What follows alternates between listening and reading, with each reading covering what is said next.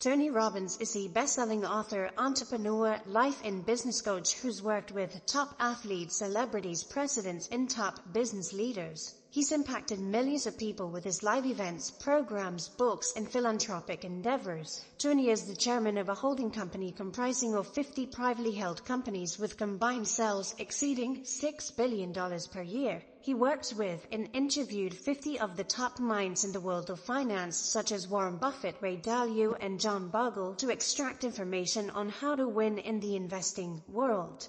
So here are Tony Robbins' 6 rules of investing. Number 1, you will never earn your way to freedom. I always tell people we're all financial traders. People say, I'm not a financial trader. Yes, you are. You're trading time for money. Yeah, that's the worst trade you can ever make in your life. Somebody who's wealthy has made money their slave. They're no longer the slave to money, and the way they do that is they've figured out how to become an owner, and the way you do that in the most simplistic way, I even taught it in my first book, was you have to decide there's a percentage of money that you're going to keep forever. You're not going to give it to Kate Spade or Ferrari or anything else. You can do that too. But there's a percentage of that income that never will be touched, that you will grow and compound. It will provide income for the rest of your life so you don't have to work. Now, when I was growing up, everybody's goal was get rich enough so you never have to work. Now, like all my friends are 15, 18 years my senior. People like Steve Wyndham, most of Las Vegas, he's like 74. Warren Buffett's 85. Peter Gruber, one of my dearest friends in the world, owns the Golden State Warriors, the LA Dodgers. We're partners in the LAFC football team in LA. Brilliant guys, 74 years old. And they're all working harder now than they ever were. They don't have to work. So the goal is make enough money so you don't have to work, and then you'll do what you love, and you'll pour your time and energy into it. But you have to make that decision. Number 2, take advantage of compounded growth. People think that the way you get free, financially free or wealthy, is you get this big score. Somehow I'm going to make a bunch of money, or somehow I'm going to make this investment in Apple, and it's going to triple, and that's what's going to make me wealthy. But all the research shows, in reality, people earn a huge sums of money, rarely keep those huge sums of money, and very few people really get to the number that they're really after when they're trying to make that big score. And so I really want to show you a much simpler way. There are literally millions of people around the world that have become millionaires, and they've done it really slowly and easily because they've just tapped into a very simple power, and that power I know you've heard of called compound interest or compounded growth. The idea of growth upon growth, multiplying itself. Let me explain what I mean. Early in the book, I decided one of the people I wanted to go visit with was a man named Burton Malkiel. Burt Malkiel, or Burt, is an amazing professor who's at Princeton, and I wanted to go see him because he wrote a book that's become kind of investing classic called A Random Walk Down Wall Street. And he wrote it in the 70s, and it's still popular today. And in it, he kind of shook up the investment field because he came up with this idea saying, you know what? People should be able to have a tiny bit of money and own all of the stock market and not pay these huge mutual fund fees that are usually hidden, that are eating away at your ability to grow and compound what you have into real wealth. And he was one of the earliest people to ever come up with this idea of promoting the idea of an index fund. An index fund, again, is really simple. Instead of buying Apple or PepsiCo or Coke or whoever the case may be, you can actually buy this index which mimics the entire stock market. So you get a micro piece of all these companies, all the best companies, for example, in the S&P 500 or the Standard & Poor's 500, if you're familiar with that. And so his idea has turned into a $7 trillion a year business. And another person I'm going to spend quite a bit of time with that you'll learn about here in the book and here with me is the gentleman that started Vanguard, and that's Jack Bogle. He took this idea and he bet his fortune on it. Both of these men understood something. And when I sat down with Burt Malkiel, the first thing I said was, look, I know you're a straight shooter. The guy definitely shoots from the hip. He doesn't care what people think. I said, tell me, what's the single biggest mistake that individuals make, that investors make in their life? He said, Tony, beyond a shadow of a doubt, is they don't take full advantage of the power of compounding. He said, Einstein said it was one of the single greatest inventions of humanity. Understanding it can change everything in your life, and everybody says they understand it, he told me, but very few people tap it. He said, understanding something intellectually is not the same as doing it. If you're doing it, then you know it. If you understand intellectually, like I've said before, that and $3 will almost buy a Starbucks mug of coffee. So what you really have to understand is how it works. And so I asked him, said, Bert, what's the best way to teach it? And he went into this riff, and his riff was to tell me the story about William and James.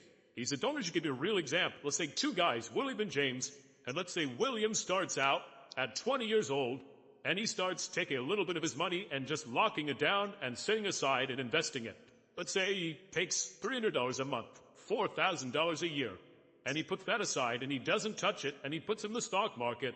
And let's say over time he averages 10%, and let's say he does it in an index fund, so he's not being taxed continuously, so it grows tax-free until the time he's going to take it out.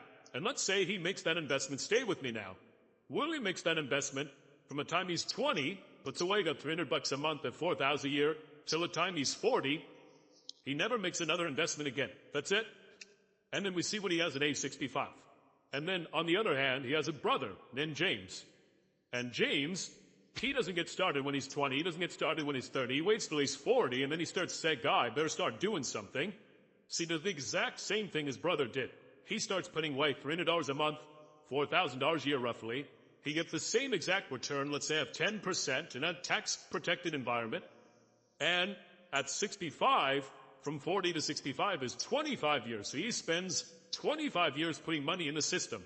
Think of it, $4,000 times 25 years is $100,000. His brother, William, he only did this for 20 years. 20 to 40, 20 years times 4,000, 80,000. So the second brother, William and James put in significantly more money into the system, done it longer, but at age 65, they both got the same rate of return. Who do you think's doing better off? I know you know the answer, but the real question is, how much better off? And that's what most people have no clue of. William, who started earlier and quit earlier, has 600% more money. Not 20%, not 50%, not 600% more money. At age 65, both these men who got the same rates of return, but one started earlier and quit earlier, he has $2.5 million for William. And James, who started later and put more money into the system, but he started later, so he got less compounding, he ended up with $400,000. A $2.1 million difference. Now, that could be demonstrating total financial freedom for somebody, or doing okay for a while, and at 70, having to get a job to be somebody greeting people at Walmart. See, this understanding of compounding is how you can free yourself from this idea that somehow you've got to make this giant score, because the more you try to create that giant score, even if you get it, usually isn't capped. Now, how can I say that? Because I've been in this business working with people, some of the greatest entertainers, actors, musicians, sports stars, government officials who go off and make money afterwards. And I can tell you one thing, rarely do they keep it because they've never understood how to really tap into this power. Number 3, market crashes are a blessing in disguise. So what you got to know is corrections happen every year. You got another couple months, got to know it's 14%, and you won't lose, because 80% of the time it doesn't go to bear. Now, what about the bear? The bear market, it happens, to give you an idea, in the last 100 years, every 3 to 5 years. The average length of a bear is 1 year. The average drop is 33%. A third of those drops go 40% or above. That, I don't care how well prepared you are, that's a scary thing, yeah. But it is the greatest opportunity in your lifetime to go from wherever you are financially to where you want to be. I hope your audience is listening right now. Hear me. If you want to leapfrog and you're a millennial and you think there's no future, or you're, a baby boomer and you think you're too old and it's too late, the greatest gift you have is coming. I know it doesn't sound like it. This is not positive thinking bullshit. This is the truth. Wall Street, the stock market, is the only place that when things go on sale, people freak out. If I said, you like Ferraris? Sure. If I said to you, Ferraris go on sale for 50% off, awesome. But when I tell you Apple's on sale for 50% off, you go, oh, what are I going to do here? What's wrong? The world's coming to an end. If you think about it, how old are you? 33. 33. So let's assume if you were 35 being to live to 85, you got 52 years ahead of you. That means you have 52 more corrections to live through. Hey, that means you're probably in those 50 years going to have 10 more bear markets to live through. If you're going to have a gut checks every time, or you're going to leave out of it, right? If you didn't participate because you thought, oh, the market's too volatile, I can't trust it, all that stuff, you missed 250% return in the last 8 years. I mean, you've missed out on everything while you're waiting for things to be better. And if you won't do it when it's like this, when it crashes, you're not going to get it, yeah. So here's the good news about the bear. The good news about the bear, average ones a year. Could be longer, but that's the average, and could be shorter. But here's what's cool. Every single bear market in the history of the United States has led to a bull market. Meaning, right afterwards. So 2008, This plummeting, what happened in 2009, up 67% one year. I can show you every single bear market, and the next year when it comes out, it's this explosion. Now that's not true in every market of the world. It's true for 2 centuries in the United States. Wow. So that's why Warren Buffett says, I want to be greedy when people are afraid.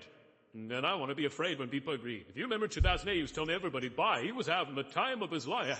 Buy, everything's on sale. So what you have to do to become unshakable is turn, the metaphor I use is turn the snake into the rope, meaning we all know the story. It's the middle of the night. You're walking through the yard or someplace and you see a snake and you're freaked out. You pull back. You come in the morning and it's a rope. Once you know it's a rope, you're never afraid again. Yeah. I want to take for people investing and show them how to turn that snake into the rope it really is. And I'll tell you one final stat on all this. People always say, and you start to bring it up, timing. How do I time it? Like right now, things are too expensive all to wait. People have been saying that for 8 years. Is there going to be correction? Yes. But when it corrects, you want to invest again. You'll get dollar cost averaging. If you paid a little too much here, you'll paying less here. It'll bring the average price to a reasonable place. It's going to allow you to succeed. Number 4, diversify your investments. Well, I sat down with the famous Ray Dalio, right? And I prepared for 18 hours for that interview because he's a genius. And there's not that much on him. I wanted to absorb it all. So I got every little bit of it, sat down with it, and it turned out Ray was a fan of my work, which I was touched by 20 years ago. I guess he listened to my programs. He was very generous with his time. And we spent these 3 hours. And in 3 hours, when I got to the end, I said to Ray, I said, listen, I really want to help the average person, so I got a question for you. I did this with everyone. I said, if you couldn't give your money to your children, any of it, and all you could do would be give them a portfolio or a set of investment strategies or instructions, and they were going to start over and build it, what would it be? And he said, Tony, I spent a decade figuring that out. All my money's already there. My kids' money is there. My money from philanthropy when I'm gone is there, because I'm not going to be here, and I want somebody to do well in the future, and I don't know what the future is going to be. Markets are going to always change. I need something that could work at any market, and I call it my all-weather fund. Most of us in the business are familiar with it a little bit. And so he explained it to me, and I have a good understanding. And I said, I get it. So what you're saying is, the reason why this was obsessed him. Why is it if I have a balanced portfolio in 2008, I got nailed on both sides? Why did that happen in 2000? Everybody says portfolio theory, this is supposed to protect me, and it didn't work. But he said, as soon as things get better, no one talks about it, we just forget about it. It happens again. Happened in 2000, happened in 2008. He said, I figured it out. When you have a 50-50 portfolio, right? That's 50-50 of where you put your money and assets. 60-40, 50-50, however you look at balanced portfolio, right? But he said the problem is that's not balanced risk. And this is where people are crazy. I've seen people write things up. They see this in the book and say, Tony Robbins is promoting. First of all, I'm not promoting anything. Every word in this book is from the best investors on earth. Anything that's from me is about the emotions. That I know for 36 years. That's been my expertise. These are their views, but I'll tell you what's amazing. He said, Tony, when you have stocks and bonds half and half, you're not equal because equities are 3 times more volatile. So your risk is 95.5. Number 5, fees matter. How old are you? 31. 31, okay. So let's assume you and buddies at 35 manage to put aside 100 grand, and you manage not to add any more money, but to grow it at 7% in spite of ups and downs in the market. And you're 65. How much money do you have? Well, if you paid 1% in fees, over those 30 years, 100 grand became $574,000. Not bad for never adding another dime, right?